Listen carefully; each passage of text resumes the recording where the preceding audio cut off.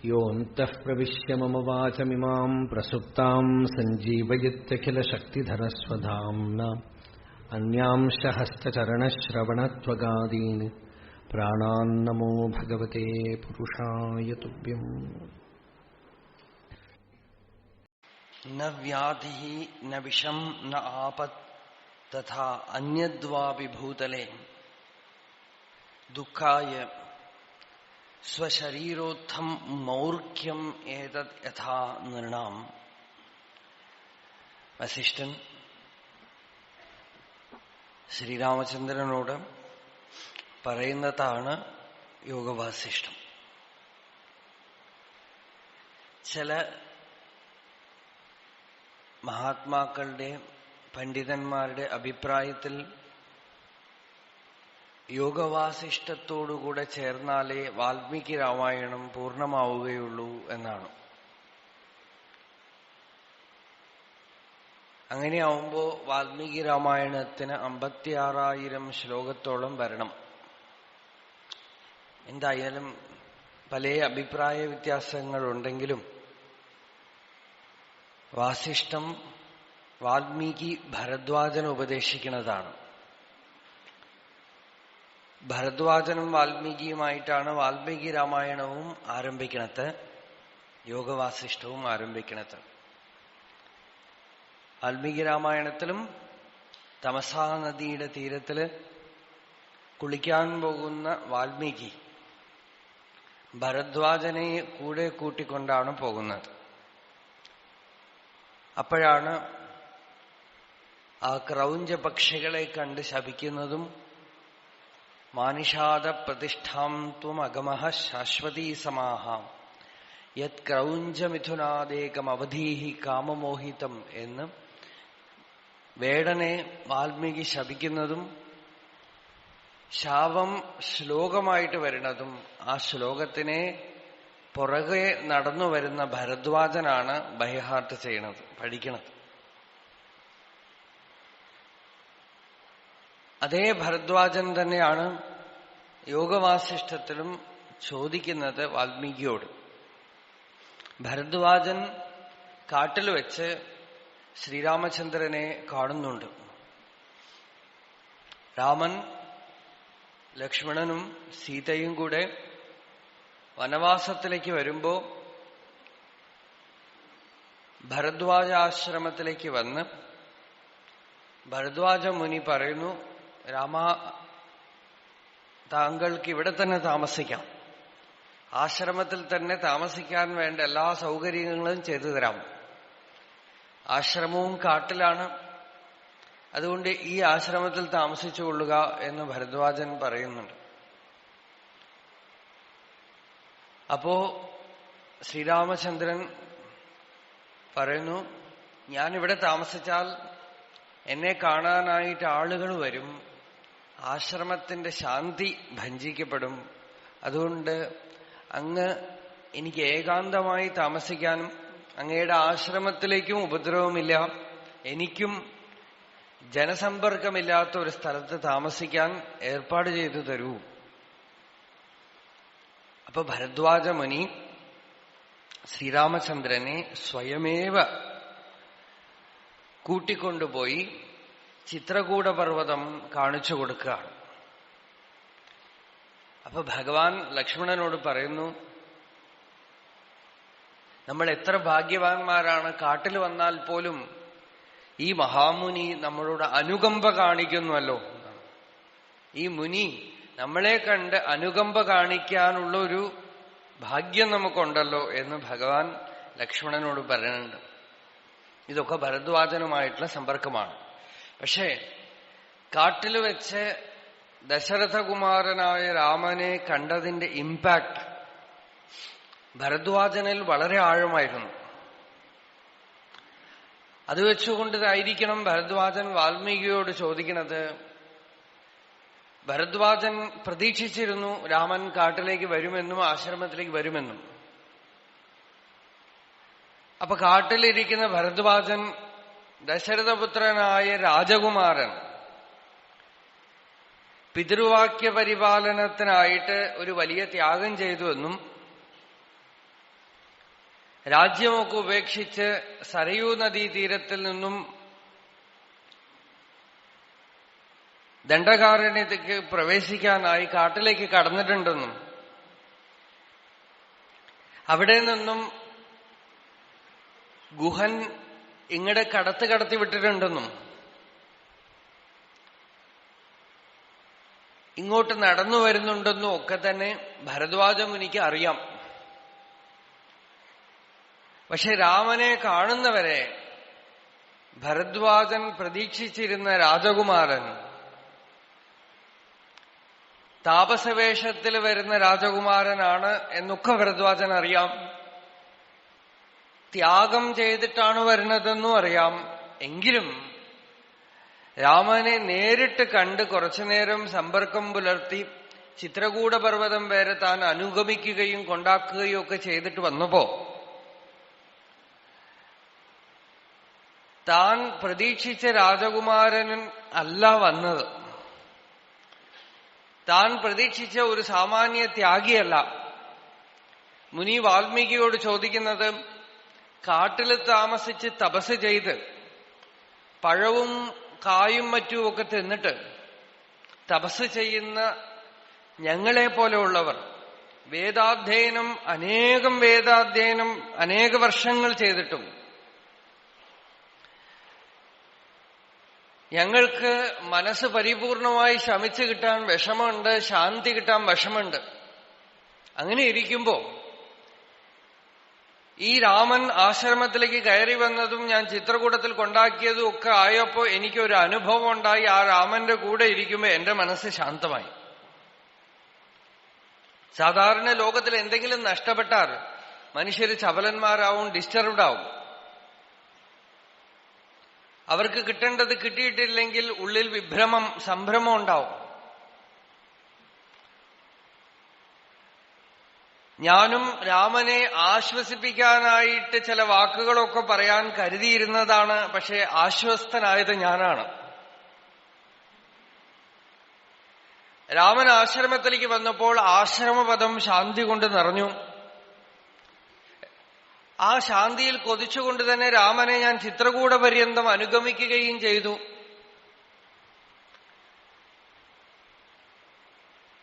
കാഴ്ചയ്ക്ക് യുവാവാണ്. ഭഗവാൻ അന്ന് 10-20 വയസ്സ്, 25 വയസ്സായി. ആ യുവാവായ ശ്രീരാമനെ ഇത്രയധികം പക്വത എങ്ങനെ വന്നു? തപസ്വികളായി നമ്മൾക്ക് കിട്ടാത്തതായ ശാന്തി രാമനിൽ ഉള്ളതുകൊണ്ടാണ് രാമനെ അവതാരപുരുഷൻ എന്ന് മറ്റുമൊക്കെ പിന്നീട് പറയണത്. ഈ രാമന് ഈ ശാന്തി എവിടെ നിന്ന് കിട്ടി, എങ്ങനെ കിട്ടി എന്ന് വാൽമീകിയോട് ഭരദ്വാജൻ ചോദിക്കുകയാണ്. അപ്പോഴാണ് വാൽമീകി പറയണത്, സമ്പൂർണമായ ശാന്തി ആത്മജ്ഞാനം കൊണ്ടേ ഉണ്ടാവുകയുള്ളൂ. ജ്ഞാനം ഉള്ളിൽ പ്രകാശിച്ചാൽ അത് മായയെ നിശേഷം നീക്കും, അജ്ഞാനത്തിനെ നിശേഷം നീക്കും. വൈശാരദി സാധി വിശുദ്ധ ബുദ്ധി ധുനോതി മായാം ഗുണസംപ്രസൂതാം എന്ന് നമ്മൾ ഇനി ഭാഗവതത്തിൽ ഈ അധ്യായത്തെ തന്നെ കാണാൻ പോവാണ്. ജ്ഞാനമാവുന്ന ആ തേജാമ്പരൽ പൊടി അജ്ഞാനത്തിന്റെ അഴുക്കു മുഴുവൻ കഴുകിക്കളഞ്ഞ് സ്വയം കെട്ടടങ്ങുമ്പോൾ ശാന്തി ഉണ്ടാകും. ജ്ഞാനം നേടാനുള്ള പക്വതയ്ക്കാണ് തപസ്. തപസ്സുകൊണ്ട് ബുദ്ധിയും മനസ്സുമൊക്കെ പക്വമായി റീഫൈൻഡ് ആയാൽ സദ്ഗുരുവിൽ നിന്നും സ്വീകരിക്കുന്ന ജ്ഞാനം പക്വപ്പെട്ട് നമുക്ക് സാക്ഷാത്കാരത്തിന് ഉതകും.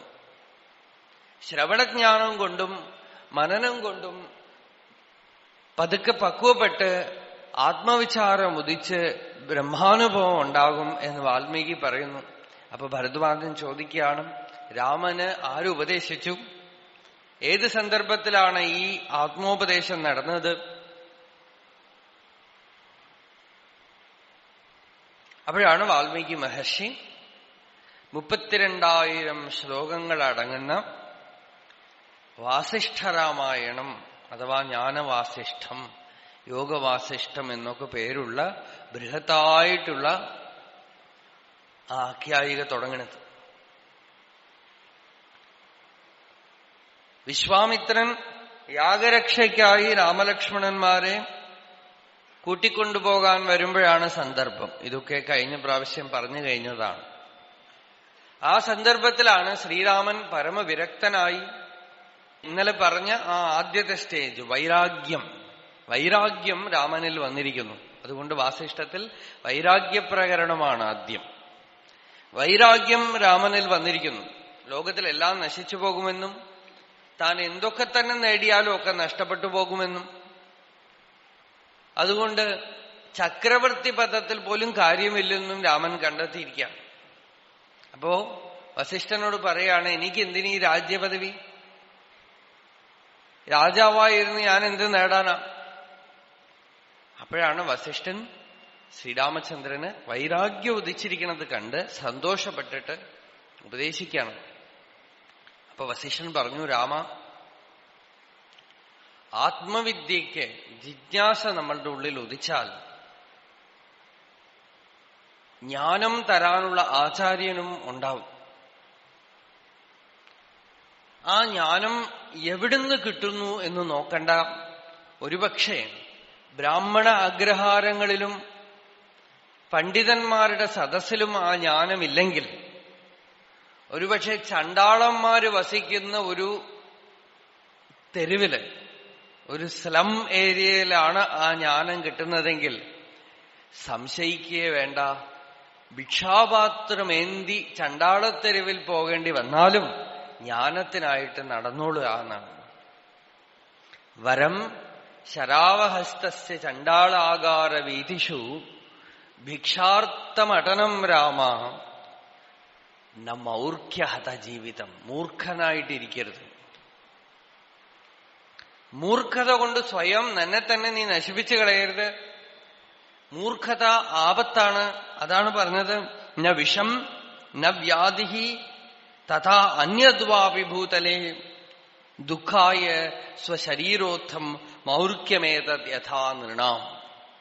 വിഷം പോലും അത്ര അപകടമല്ല എന്നാണ്. കാരണം വിഷം ഒരു ശരീരത്തിനെയോ കൊല്ലുള്ളൂ, വ്യാധി ഒരു ശരീരത്തിനെ ബാധിക്കുകയുള്ളൂ. പക്ഷെ ഈ മൂർഖത എന്ന് വെച്ചാൽ അജ്ഞാനം ജന്മജന്മാന്തരങ്ങളിലേക്ക് തുടർന്നു നിൽക്കും.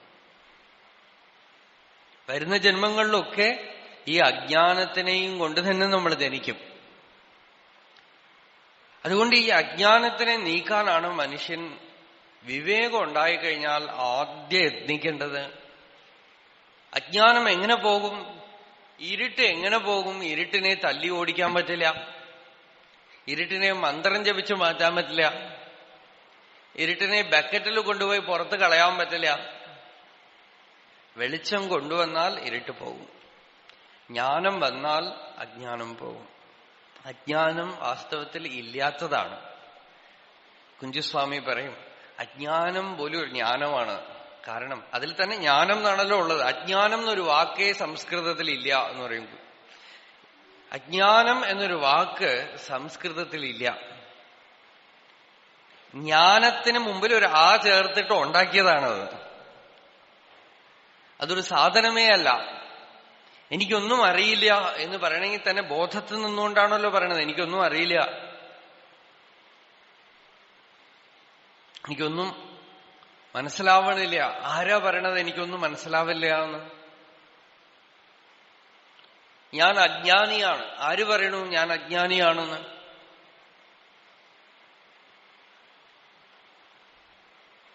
ആർക്കാണ് മനസ്സിലാവാത്തത്? ആർക്കാണ് അജ്ഞാനം? എവിടെയാ അജ്ഞാനം ഉള്ളത്? അന്വേഷിച്ചു നോക്കുമ്പോ അജ്ഞാനമില്ല. വെളിച്ചം കൊണ്ടുപോയാൽ ഇരുട്ടിനെ കാണാൻ പറ്റില്ല. ഒരു മുറിയിൽ ഇരുട്ടുണ്ട്, ഒരാൾക്ക് കാണണമെന്ന് ആഗ്രഹം. ഇരുട്ട് എവിടെയാ ഉള്ളത്? ആ മുറിയിലുണ്ട്. അദ്ദേഹം ഒരു ടോർച്ചും എടുത്തുകൊണ്ട് ഇരുട്ടിനെ കാണാൻ പോവാണ്. കാരണം ലോകത്തിലെ എല്ലാ വസ്തുക്കളെയും ടോർച്ചടിച്ച് നോക്കുന്നത് കൊണ്ട് ഇരുട്ടിനെയും ടോർച്ചടിച്ച് നോക്കാനായി പോയാൽ ഇരുട്ട് കാണപ്പെടില്ല. അതേപോലെ അകമേക്കുള്ള ഈ അജ്ഞാനത്തിനെയും, അജ്ഞാനത്തിന്റെ ബീജമാണ്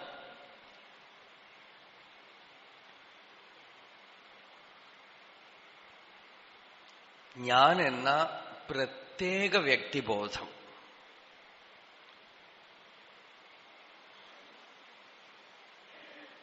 അത് ഞാൻ എന്ന എന്റെ യഥാർത്ഥ സ്വരൂപത്തിനെ മറച്ച്, സൂര്യനെ മേഘം മറയ്ക്കുന്ന പോലെ മറച്ച്, ശാന്തിയെ, ആനന്ദത്തിനെ ഇല്ലാതാക്കിയിരിക്കുകയാണ്.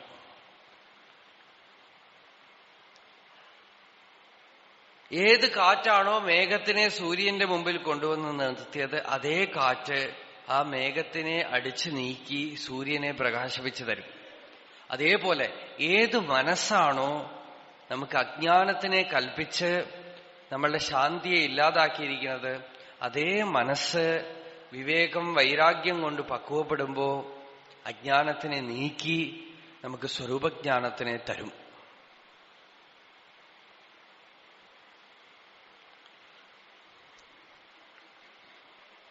അപ്പോ സ്വരൂപജ്ഞാനം നേടാനായി ചണ്ടാളത്തെരുവിൽ പോകണമെങ്കിലും പോയിക്കൊള്ളുക. സ്വരൂപജ്ഞാനം എന്നുള്ളതും പ്രത്യേകിച്ച് നേടേണ്ടതല്ല. കഴുത്തിൽ കിടക്കുന്ന മാല സ്വകണ്ഠേപി സ്ഥിതം വസ്തു യഥാന പ്രാപ്യതേ ഭ്രമാത് ഭ്രമാന്തേ പ്രാപ്യതേ തദ്വത് ആത്മാപി ഗുരുവാക്യത. കഴുത്തിൽ കിടക്കുന്ന ഒരു മാല ഭ്രമം കൊണ്ട് കാണാനില്ല എന്ന് തോന്നുന്നു. അവസാനം ഒരാളിത് അവിടെ കിടക്കണമെന്ന് കാണിച്ചു തന്നതും കാണപ്പെടുന്നു. അതുപോലെ ആത്മാവും ഗുരുവാക്യം കൊണ്ട് പ്രാപിക്കപ്പെടുന്നു. ശബ്ദത്തിന് അനിർവചനീയമായ ഒരു ശക്തിയുണ്ട്. അത് അനുഭൂതിയിൽ നിന്നും വരുന്ന ശബ്ദമാണെങ്കിൽ അതിന് അജ്ഞാനത്തിനെ നശിപ്പിക്കാനുള്ള ശക്തിയുണ്ട്.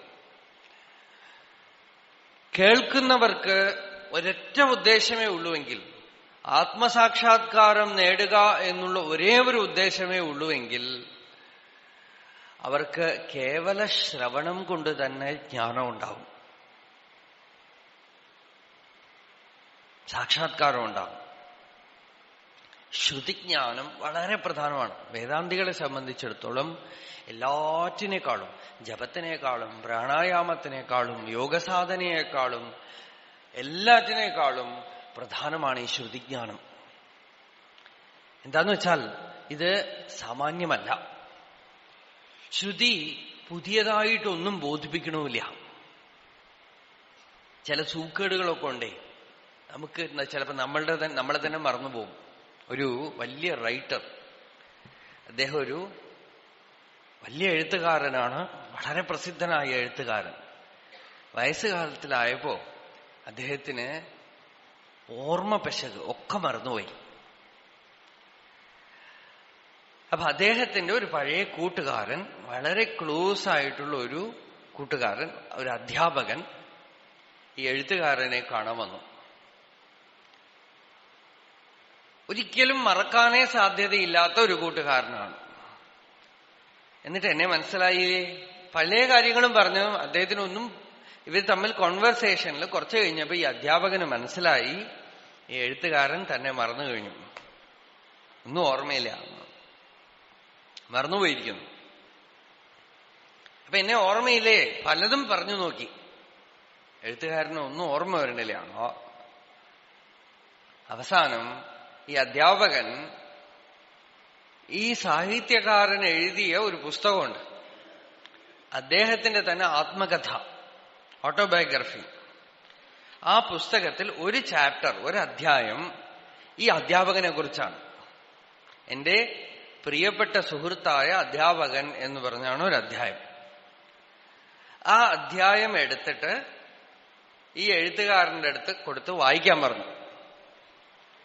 അപ്പൊ ഈ ഇദ്ദേഹം വായിച്ചു. അതിനൊക്കെ ഉള്ള ബുദ്ധിയൊക്കെ കറക്റ്റായിട്ടുണ്ട്. വായിച്ചിട്ട് വളരെ ആസ്വദിച്ച് കണ്ണീര് വിട്ടുകൊണ്ട് ചോദിച്ചു, ഈ അധ്യാപകൻ ആരാണെന്ന് ചോദിച്ചു. അപ്പൊ അദ്ദേഹം പറഞ്ഞു, ഓ അതുവരെ വന്നുവല്ലോ. അദ്ദേഹം പറഞ്ഞു, ഞാനാണ് ആ അധ്യാപകൻ. ഓ നിങ്ങളാണോ? ഈ പുസ്തകം ആരാ എഴുതിയത്? ഈ പുസ്തകം ആരാ എഴുതിയത്? താൻ എഴുതിയതാണെന്നുള്ള പുസ്തകം താനാണ് എഴുതിയത് എന്നുള്ളത് തന്നെ അദ്ദേഹം മറന്നുപോയിരിക്കണു. അദ്ദേഹത്തിന് ഇനിയിപ്പോ അതെങ്ങനെ പറഞ്ഞു കൊടുക്കും? ഏകദേശം അതുപോലെയാണ് നമ്മളുടെയും സ്ഥിതി. നമുക്ക് we are all unconsciously aware. എവിടെയോ ഒരു ഇന്റിമേഷൻ ഉണ്ട് നമ്മളുടെ സ്വരൂപത്തിനെ കുറിച്ച്, നമ്മൾ എന്താണെന്നും നമ്മൾ വാസ്തവത്തിൽ ഈ ശരീരമല്ല എന്നും ഒക്കെ എല്ലാവർക്കും എവിടെയോ അറിയാം. അല്ലെങ്കിൽ ഒരാളും ശവത്തിനെ കൊണ്ടുപോയി ദഹിപ്പിച്ചു കളയില്ല, എവിടെയോ അറിയാം. ഒരാൾ മരിച്ചു കഴിഞ്ഞാൽ അയാൾ പോയി കഴിഞ്ഞു എന്നുള്ള പ്രയോഗം സാധാരണമായിട്ടുണ്ട്. നമുക്കറിയാം അവ ശരീരം നമ്മളല്ല എന്നറിയാം.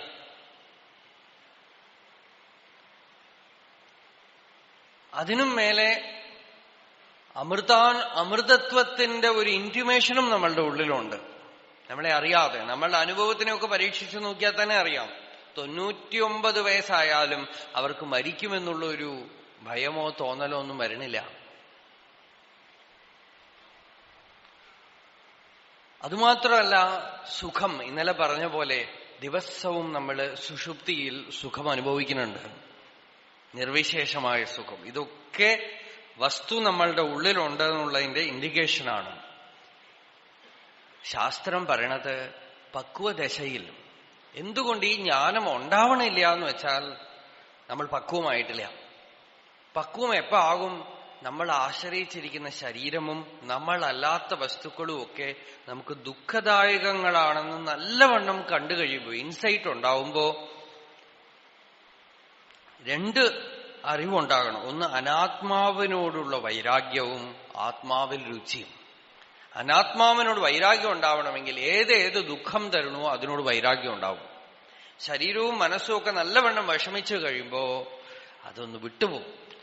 ആ സമയത്ത് ശ്രുതിജ്ഞാനവും ഉണ്ടാവുകയാണെങ്കിൽ, ഈ സത്സംഗത്തിലൊക്കെ നമ്മൾ കേൾക്കുകയാണെങ്കിൽ, നമ്മൾ തന്നെ ഉള്ളിൽ തട്ടിക്കൂട്ടി അവ്യക്തമായി ഉണ്ടാക്കി വെച്ച ജ്ഞാനത്തിന് ഗുരുവോ ശാസ്ത്രമോ വെർബലൈസ് ചെയ്യുകയാണ്, പുറമേക്ക് പറയുകയാണ്. അത് അൺനാച്ചുറൽ ആയിട്ടുള്ള ഒരു ജ്ഞാനമല്ല. ഹൈഡ്രജനും ഓക്സിജനും കൂടി ചേർന്നാൽ വെള്ളമാണ് എന്നുള്ളത് നമുക്ക് മുൻപിൽ അറിയില്ല, അത് കെമിസ്ട്രി പഠിച്ചാലേ അറിയുള്ളൂ. ഭൂമി ഉരുണ്ടതാണ് എന്നുള്ളത് വെറും വിശ്വാസമാണ്, നിങ്ങളോ ഞാനോ പോയി കണ്ടിട്ടില്ല, സഹജമായിട്ട് അറിയുന്നൊരു ജ്ഞാനമല്ല.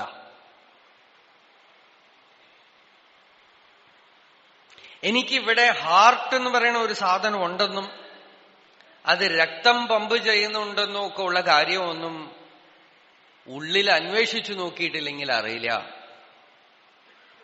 അതൊക്കെ ആർട്ടിഫിഷ്യൽ നോളജാണ്. അത് അറിഞ്ഞതുകൊണ്ടും എനിക്ക് വലിയ പ്രയോജനമൊന്നുമില്ല. പക്ഷേ ഞാൻ ബോധമാണെന്നും മരണമില്ലാത്ത വസ്തുവാണെന്നും എപ്പോഴും ഉള്ള സത്തയാണെന്നും ശാന്തി എന്റെ സ്വരൂപമാണെന്നും ശരീരത്തിന്റെ വ്യാധി, വാർദ്ധക്യം, മരണം മുതലായ ദോഷങ്ങളൊന്നും തന്നെ ഉള്ളിലുള്ള ഈ വസ്തുവിനെ തൊടുന്നില്ലെന്നൊക്കെ അവ്യക്തമായി എനിക്കറിയാം. അത് പുറമേ നിന്നും കേൾക്കുമ്പോ in a mature state, when you listen, you will get established in the truth. പക്വമായിട്ടാണ് നമ്മളത് കേൾക്കണതെങ്കിൽ നമ്മള് ആ സത്തയിൽ ഇരിക്കും. ചുമ്മാ ഇരു.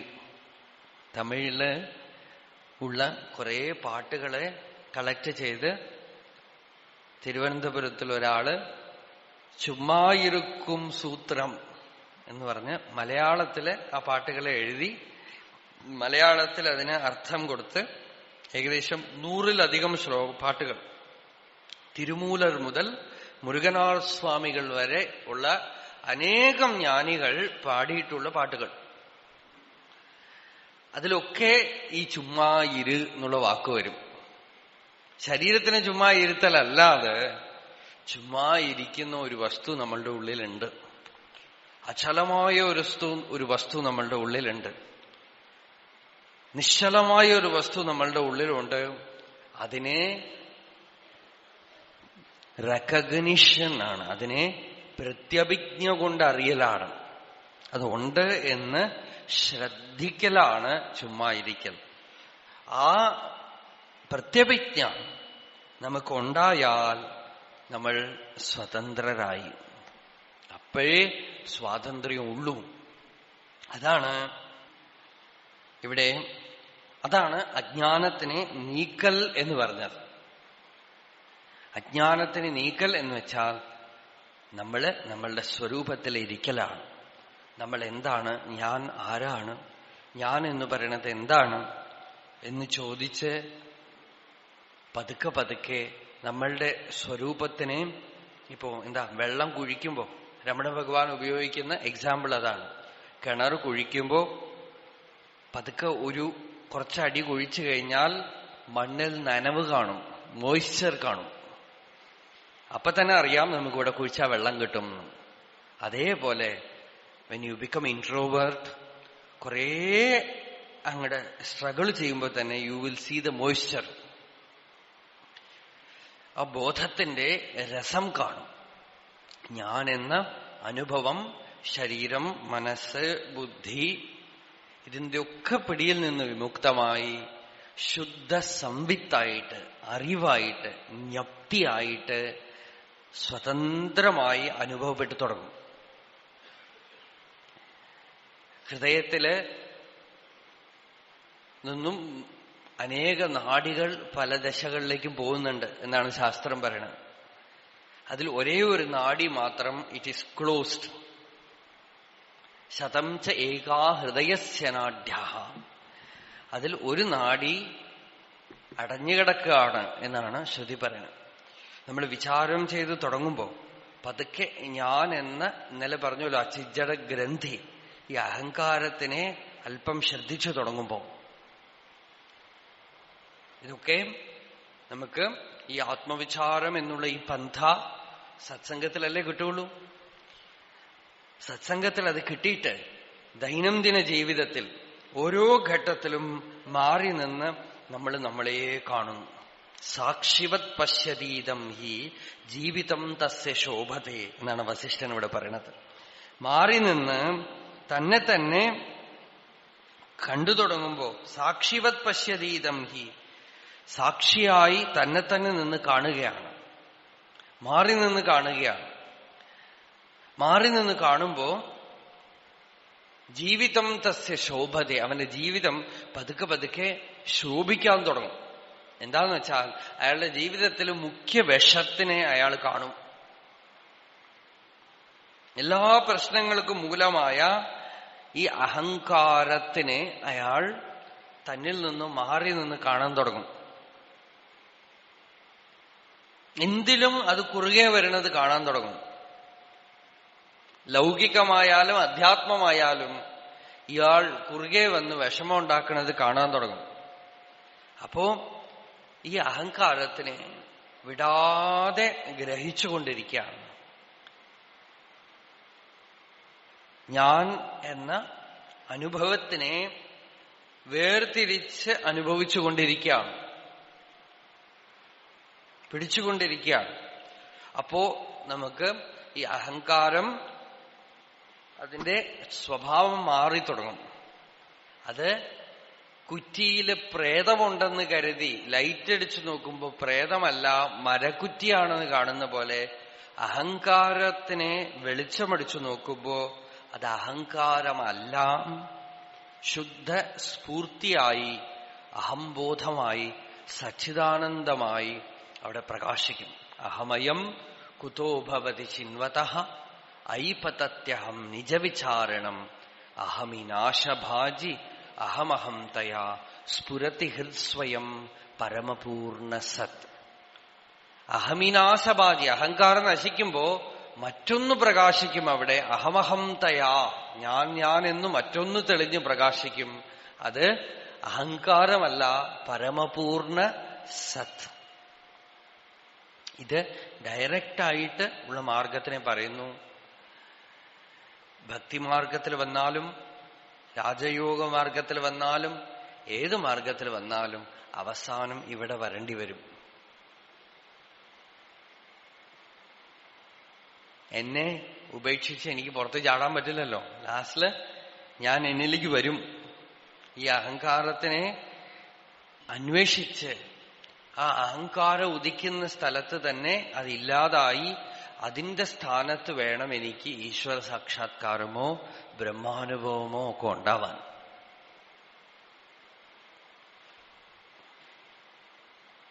ശാന്തി ഉണ്ടാവാൻ, സച്ചിദാനന്ദം അനുഭവപ്പെടാൻ.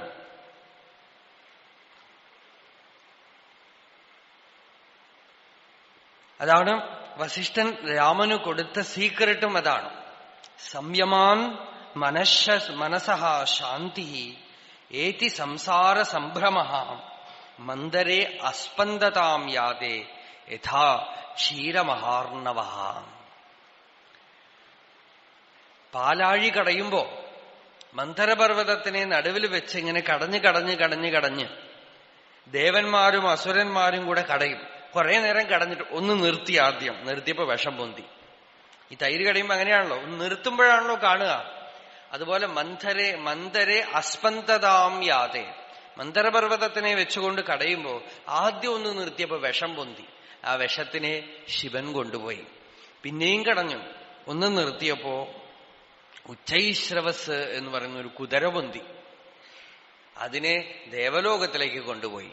പിന്നെയും കടഞ്ഞു. ഒന്ന് നിർത്തിയപ്പോ വേറെന്തൊക്കെയോ വന്നു. ഓരോരുത്തർ ഓരോന്ന് കൊണ്ടുപോയി. ചിലത് അസുരന്മാര് കൊണ്ടുപോയി, ചിലത് ദേവന്മാര് കൊണ്ടുപോയി. അവസാനമാണ് അമൃതം വരുന്നത്. ഇതേപോലെയാണ് നമ്മളും ഉള്ളിലേക്ക് തിരിഞ്ഞ് ആത്മവിചാരം ചെയ്യുമ്പോ ആദ്യം ജപമോ വിചാരമോ ചെയ്ത് മനസ്സൊന്ന് കടയും. ഒന്ന് നിശ്ചലമാക്കുമ്പോ ആദ്യം വിഷമാണ് പൊന്തുക. ഉള്ളിലുള്ള വാസനകളൊക്കെ പൊന്തി വരും. പലർക്കും തോന്നും ഈ ധ്യാനവും നാമജപവും ആത്മവിചാരവും ഒന്നും വേണ്ടിക്കിടന്നില്ല. ഇതൊക്കെ ഇല്ലാതിരിക്കുമ്പോ ഞാൻ പിന്നെയും ബെറ്ററായിരുന്നു, ഇപ്പോഴാണ് ഉള്ളിലുള്ളതൊക്കെ പൊന്തണത്. അടിച്ചു തെളിക്ക ഒരു പരിപാടിയുണ്ട്. ഗ്രാമങ്ങളിലൊക്കെ ഉള്ള പഴയ വീടുകളൊക്കെ ആവുമ്പോ എപ്പോഴെങ്കിലും വർഷത്തിലൊരിക്കൽ ഒക്കെ ഒന്ന് അടിച്ചു വൃത്തിയാക്കും. അപ്പോ മരം കൊണ്ടുള്ള അറകളുണ്ടാവും. ആ അറകളൊക്കെ അപ്പോഴേ തുറക്കുള്ളൂ. ആ അറകൾ തുറക്കുമ്പോ അതിനകത്ത് കൂറാനും പാമ്പും എലിയും പെരിച്ചാഴിയും എല്ലാം ഉണ്ടാവും. അതൊക്കെ പുറത്തു വരും. ഇപ്പൊ തോന്നും വേണ്ടി കിടന്നില്ല എന്ന് തോന്നും. പക്ഷെ അത് ക്ലീൻ ചെയ്തിട്ടില്ലെങ്കിൽ അത് കൂടിക്കൊണ്ടേയിരിക്കും.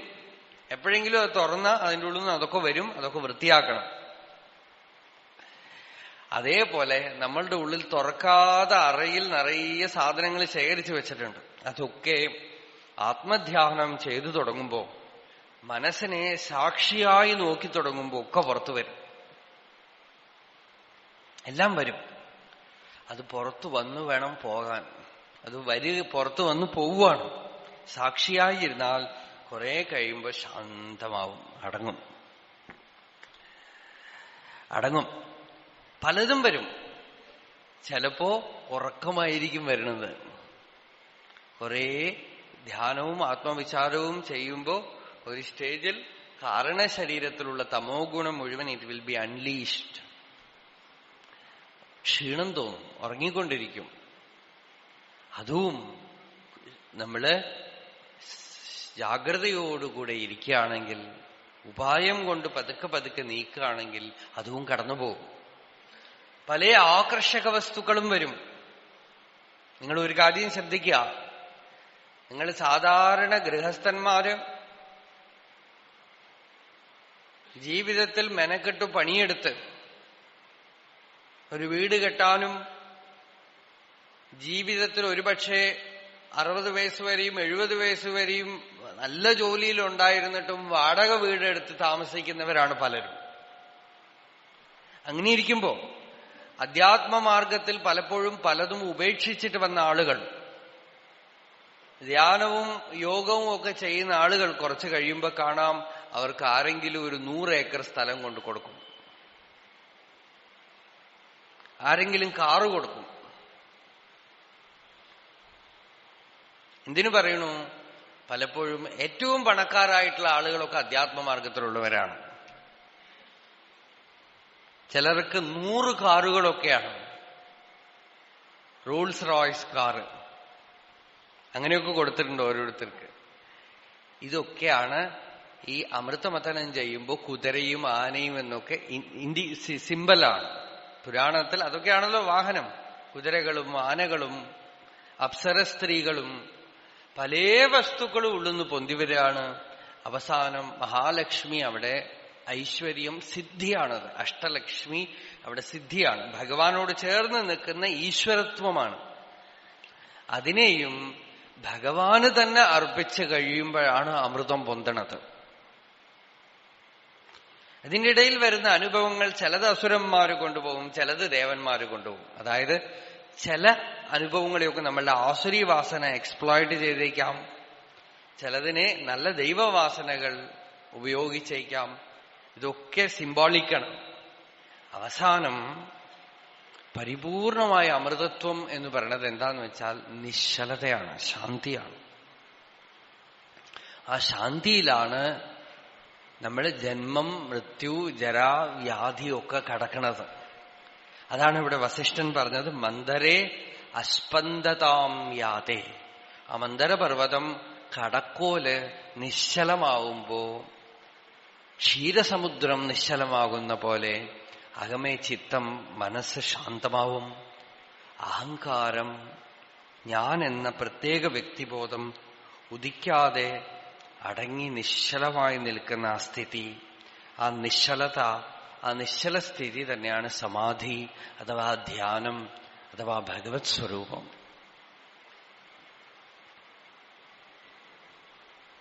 ചിത്തം ഉദിക്കുകയും അസ്തമിക്കുകയും ചെയ്യുമ്പോൾ സംസാരം ഉദിക്കുകയും അസ്തമിക്കുകയും ചെയ്യാണ്. ചിത്തോന്മേഷ നിമേഷാഭ്യാം സംസാരസ്യ ഉദയക്ഷയവും. സംസാരം എന്ന് പറയുന്നത് പുറത്തുള്ള വസ്തുക്കളൊന്നുമല്ല. സംസാരം എന്ന് പറയുന്നത് കുടുംബമോ പണമോ ഒന്നുമല്ല, ചിത്തോന്മേഷ നിമേഷമാണ് എന്നാണ് വസിഷ്ഠൻ പറയുന്നത്. നിശ്ചലമായ ചിത്തത്തിൽ സംസാരമേ ഇല്ല.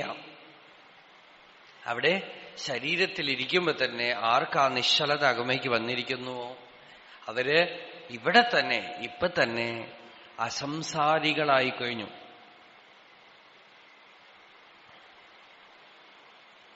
ആ നിശ്ചലതയ്ക്കുള്ള പവർ വേറെ ഒന്നിനുമില്ല. കർമ്മത്തിന് അത്ര ശക്തിയില്ല, വാക്കുകൾക്ക് അത്ര ശക്തിയില്ല. രമണ ഭഗവാന്റെ നിശ്ചലത അദ്ദേഹത്തിന്റെ വാക്കുകളെക്കാളും ശക്തിമത്തായിരുന്നു.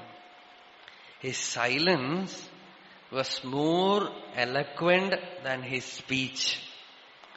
In Paul Brandonന്റെ വാക്കുകളാണ്. His silence was more eloquent than his speech. ഭഗവാൻ തന്നെ ടോക്സിലൊരിടത്ത് പറയുന്നുണ്ട്, മൗനം കൊണ്ട്, നിശ്ചലത കൊണ്ട് എങ്ങനെ ഈ പരമാർത്ഥ സത്യം ഒരാളിൽ നിന്ന് ഒരാളിലേക്ക് പോകുമോ അങ്ങനെ വാക്കുകൾ കൊണ്ട് സാധ്യമല്ല. Words, language is only a medium to communicate one's thoughts to others. And thoughts can occur only after the I thought arises. So, any conversation is between two egos. When that ego totally subsides and stillness prevails, true communication happens.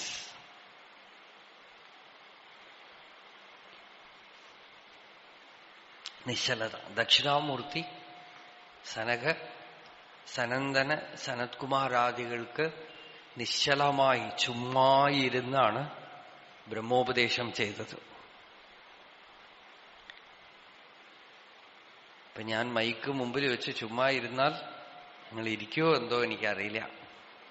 ചിലപ്പോഴൊക്കെ അങ്ങനെ നാച്ചുറലായിട്ട് സംഭവിക്കും. തിരുവനന്തപുരത്ത് ഒരിക്കൽ ഒരു വീട്ടിൽ പ്രഭാഷണത്തിന് വിളിച്ചു, ഒരു രമണ സത്സംഗം. അവിടെ പോയി ഒരു കാരണവുമില്ലാതെ ആദ്യം 40 മിനിറ്റ് പ്രഭാഷണമൊന്നും ഉണ്ടായില്ല. ആർക്കും ഒന്നും പറയണം എന്നുള്ള ആഗ്രഹവും ഉണ്ടായിരുന്നില്ല. എനിക്കൊട്ടും പറയാനൊട്ടും ഉള്ള ഇച്ഛയും ഉണ്ടായിരുന്നില്ല. 40 മിനിറ്റ് അങ്ങനെ പോയി. പിന്നെ ഒരു 10-20 മിനിറ്റ് പ്രസംഗം ചെയ്തു. അത് കഴിഞ്ഞപ്പോ അതിന്റെ നടുവിൽ കുറച്ച് യോഗാഭ്യാസമൊക്കെ ചെയ്യുന്ന ഒരാളുണ്ടായിരുന്നു. അദ്ദേഹം പറഞ്ഞു, ഞാനിന്ന് വീട്ടിൽ നിന്ന് ഇറങ്ങുമ്പോ ഒന്ന് സങ്കല്പിച്ചു, അങ്ങ് കുറച്ചു നേരം അവിടെ വന്ന് മിണ്ടാതെ നിശ്ചലമായിട്ട് ഇരുന്ന് ആ നിശ്ചലമായിട്ട് ഞങ്ങൾക്ക് ഇരിക്കണമെന്ന് ആഗ്രഹിച്ചു. അപ്പൊ ഞാൻ പറഞ്ഞു, ഓ, നിങ്ങൾ പറ്റിച്ച പണിയാണപ്പോ അത്. It is your power that has worked, your sankalpa that has worked. നിശ്ചലത വളരെ പ്രബലമാണ്. And that is not created silence. നമ്മള് നിശ്ചലം എന്നൊക്കെ പറഞ്ഞിട്ട് നാളെ വന്നിട്ട് 7 to 7:30 everybody will be silent എന്ന് പറഞ്ഞാൽ അത് ഇറ്റ് വിൽ ബി ലൈക്ക് എന്താണ്, ശ്മശാനത്തിന്റെ മൗനമാവും. Graveyard silence, grave silence. അതല്ല, ആ നിശ്ചലതയല്ല, അത് ഭഗവാന്റെ സാന്നിധ്യമാണ്. യഥാർത്ഥ നിശ്ചലത എന്ന് പറയുന്നത് ഭഗവാന്റെ സാന്നിധ്യമാണ്. അവിടെ നമ്മള് കോൺക്രീറ്റായിട്ട് ആ നിശ്ചലതയെ സ്പർശിക്കാം. നമുക്ക് അത് നമുക്ക് അനുഭവം ഉണ്ടാവും. അത് നമ്മളെ എങ്ങനെ ആഴത്തിൽ സ്പർശിച്ച് പരിപൂർണമായും, അത് ചിന്താമണി പോലെയാണ് ആ നിശ്ചലത. ചിന്താമണി കൊണ്ട് എന്തിനെ തൊട്ടാലും ആ ലോഹത്തിനെ സ്വർണമാക്കുന്ന പോലെ ആ നിശ്ചലത നമ്മളുടെ അന്തരംഗത്തിനെ സ്പർശിച്ചാൽ നമ്മള് പഴയ വ്യക്തികളായിട്ടിരിക്കില്ല.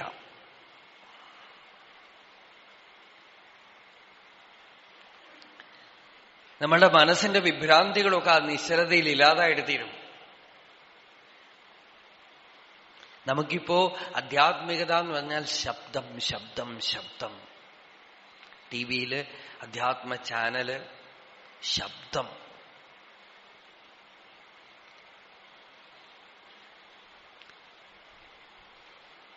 രാവും പകലും ശബ്ദം.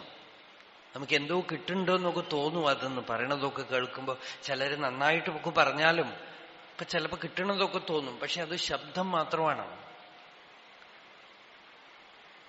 അതിൽ സാന്നിധ്യമൊന്നും ഇല്ല. ഞങ്ങൾക്ക് തോന്നുന്നുണ്ടല്ലോ എന്ന് വെച്ചാൽ ചിലപ്പോ നമുക്ക് ഈ അധ്യാത്മ സിനിമയൊക്കെ കണ്ടാലും തോന്നും അതുപോലെ തന്നെയാണ്.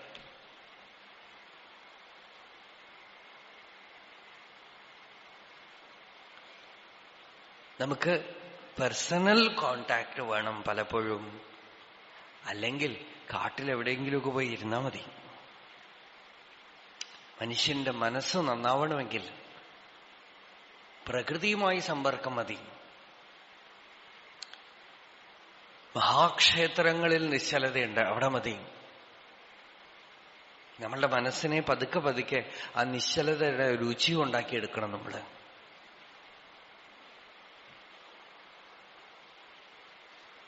ബഹളമൊക്കെ തന്നെ വിഭ്രാന്തിയാണ്. എന്റർടൈൻമെന്റ് ഒക്കെ തന്നെ വിഭ്രാന്തിയാണ്. ശരിക്കും ആ നിശ്ചലത കണ്ട ആൾക്ക്, ശരിയായ ഒരു അധ്യാത്മ പുരുഷന് ഒരു എന്റർടൈൻമെന്റും ആവശ്യമില്ല. പാട്ടും ഡാൻസും ഒന്നും ആവശ്യമില്ല. That is the greatest Joy. അവിടെ പിന്നെ എന്തിനാ സമുദ്രത്തിൽ പോയി ഇനി ഒരു വെള്ളം ഒഴിക്കാൻ പറ്റുമോ? എത്ര വെള്ളം ഒഴിച്ചാലും സമുദ്രം കവിയില്ല, വറ്റിപ്പോവില്ല. അതുപോലെ ശരിയായ ശാന്തിയിൽ സംഗീതം മുതലായിട്ടുള്ളതുപോലും ആവശ്യമില്ല. രമണാശ്രമത്തില്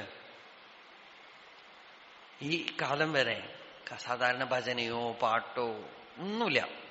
കുറച്ചു വർഷങ്ങൾക്ക് മുമ്പ്, ഇപ്പോഴെങ്കിലും കുറെ പൂജയും മന്ത്രജപമൊക്കെ കേൾക്കും. മുമ്പ് അതൊന്നും ഉണ്ടായിരുന്നില്ല. എപ്പോഴെങ്കിലുമൊക്കെ ആരെങ്കിലുമൊക്കെ ഭാഗവതന്മാർ വന്നാൽ അവർക്ക് പാടണമെന്ന് പറഞ്ഞ് ഒരു ദിവസം അറേഞ്ച് ചെയ്താൽ പോലും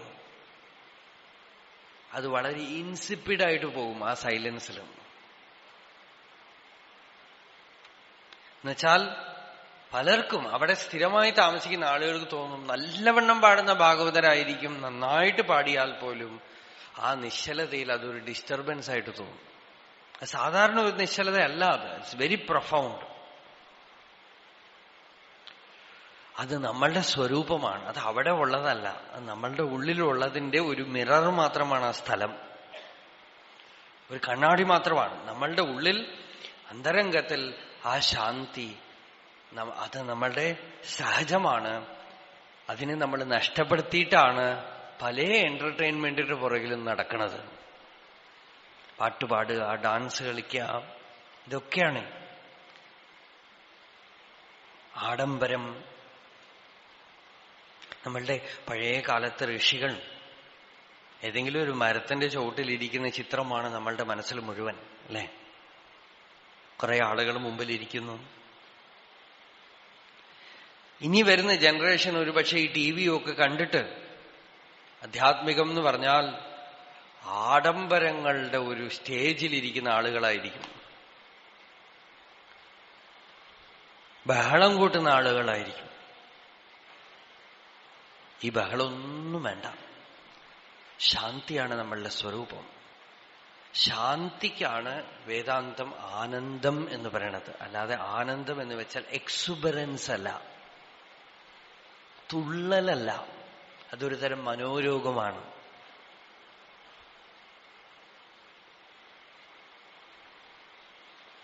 ശാന്തിയാണ്. എത്ര നേരം തുള്ളാൻ പറ്റും പറയൂ? എന്തൊക്കെ തന്നെ ആനന്ദമുള്ള തുള്ളലാണെങ്കിലും എക്സൈറ്റ്മെന്റ് ആണെങ്കിലും 24 മണിക്കൂർ ഒരാൾ തുള്ളുവോ?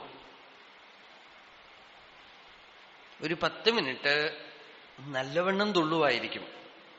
അത് കഴിഞ്ഞാൽ എനർജിയൊക്കെ പോയി ഡ്രെയിൻഡ് ഔട്ടായിട്ട് തളർന്നിരിക്കും. വിവേകാനന്ദ സ്വാമികൾ പറയണത് പലപ്പോഴും അത് കഴിഞ്ഞ് നേരെ വിപരീതമായിരിക്കും അങ്ങനത്തെ ആളുകൾ എന്നാണ്.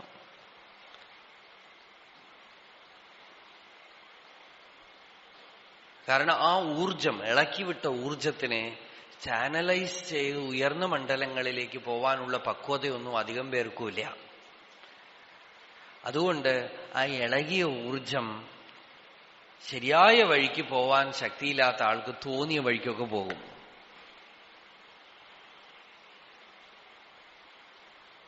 പതുക്കെ വിചാരം കൊണ്ട്, സത്സംഗം കൊണ്ട്, വൈരാഗ്യം കൊണ്ട് ഋഷികളിട്ട രാജമാർഗത്തിലൂടെ തന്നെ നടക്കണം. പുതിയ മാർഗമൊന്നും ശരിയാവില്ല. പുതിയ മാർഗമൊന്നും ഇല്ല. ചിലപ്പോ ചില ആളുകൾക്ക് തലയ്ക്ക് ഇത്തിരി വിഭ്രമം പിടിച്ചാലേ ഒരു വഴിക്ക് പകരം 2 വഴി കാണും റോഡിൽ. വലതുവശത്തൊരു വഴി, ഇടതുവശത്തൊരു വഴി. അപ്പൊ ഒരാളോട് അടുത്തുള്ള ആളോട് ചോദിക്കുക, ഏത് വഴിക്കാ പോകേണ്ടത്? നടക്കണ വഴി. ഇങ്ങോട്ട് ഒരു വഴി കണ്ടോ? അത് ഇല്ല, നിനക്ക് തോന്നുന്നതാണോ? നടക്കണ. അത് പാടത്തിൽ പോയി ഇറങ്ങും ആ വഴിക്ക് നടന്ന. അതുപോലെയാണ് പുതിയ വഴി, എളുപ്പ വഴി, സൂത്രം ഒക്കെ തോന്നണം. ഒരു സൂത്രവും ടെക്നിക്കും ഇല്ല. ശാന്തിയായിട്ടിരിക്കാൻ എന്ത് സൂത്രം വേണം? നമുക്ക് സഹജമാണത്. ചിത്തവൃത്തികൾ കുറയും തോറും ശാന്തി ഉണ്ടാവും. എല്ലാ ചിത്തവൃത്തികളും ഞാൻ എന്ന അഹങ്കാര ചിത്തവൃത്തിയെ ആശ്രയിച്ചുകൊണ്ടാണ് പൊന്തണം. ഈ അഹങ്കാര ചിത്തവൃത്തി എവിടെ ഉദിക്കണു? ഞാൻ എന്താണ്? ഞാൻ എന്ന് പറയുന്നത് ആരാണ്? ഞാൻ ഞാൻ ഞാൻ എന്ന ആ സ്പന്ദനത്തിനെ ശ്രദ്ധിച്ചാൽ അത് ഉദിക്കുന്ന സ്ഥലത്ത് ലയിക്കും. അവിടെ ശാന്തി ഉണ്ടാവും, നിശ്ചലതയുണ്ടാവും. അതാണ് മഹായോഗം. വസിഷ്ഠൻ രാമന് കൊടുത്ത മഹായോഗം അതാണ് സംയമം. ആ സംയമം കൊണ്ട് മനസ്സശാന്തി ഏതി, മനസ്സ് ശാന്തമാവും. Become absolutely quiet. അഹങ്കാരം ലയിക്കുമ്പോൾ മനസ്സ് ലയിക്കും. മനസ്സ് ലയിക്കുമ്പോൾ ശാന്തി ഉണ്ടാവും. അതിനുള്ള മാർഗമാണ് ആത്മവിചാരം, ഭക്തിയിൽ ശരണാഗതി. അകമയ്ക്ക് ആത്മവിചാരം, വ്യവഹാരത്തിൽ എന്തൊക്കെ തന്നെ വരുമ്പോഴും ഭഗവാൻ നടത്തുന്നു, ഭഗവാൻ നടത്തുന്ന വഴിക്ക് നടക്കണം എന്ന ഭാവം ഉണ്ടെങ്കിൽ ശരണാഗതി. ഈ ശരണാഗതി ഉണ്ടെങ്കിൽ ശാന്തി ഉണ്ടാവും. ശരണാഗതിയും ആത്മവിചാരവും രണ്ടും ഒന്ന് തന്നെ.